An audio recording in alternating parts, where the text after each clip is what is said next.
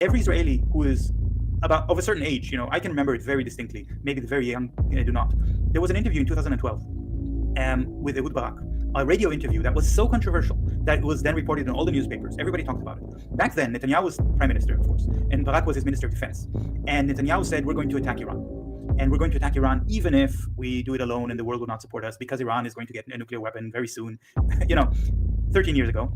But then Ehud Barak was in favor as the Minister of Defense. He said we should attack Iran. And then in the interview, he was asked by the journalist, why are you in favor of this attack? And isn't it dangerous to start a war with Iran, which is so strong? And Ehud Barak said, well, don't worry. There's going to be about 500 Israelis that will be killed, and that's fine. And the journalist was horrified by this. How can you say it's fine that 500 Israelis will be killed? And Ehud Barak answered, well, if you don't like it, you can go to Finland.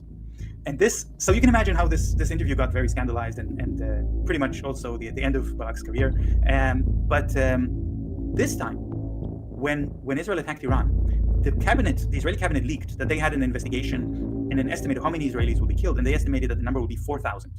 4,000 Israelis were expected to be killed in this war with Iran, and the response in the Israeli public was silence. There were a few articles that just reported this number with sadness, but there was no scandal. There was no.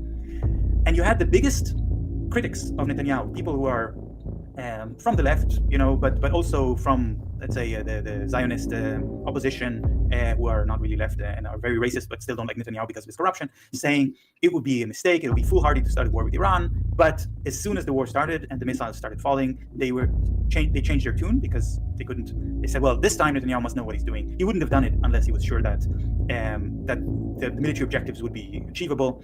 And then after 12 days, when the ceasefire was imposed, the way that it was presented to the Israeli public is that it was imposed by Trump, and Netanyahu accepted it.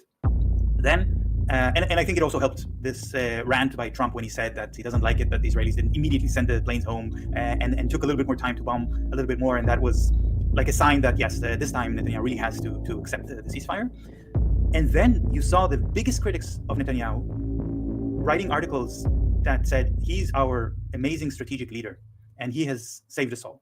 So Netanyahu was always ruled by fear, but never so effectively as now. Getting the Israelis to be terrified for their lives. You know that 30,000 Israelis escaped during the war.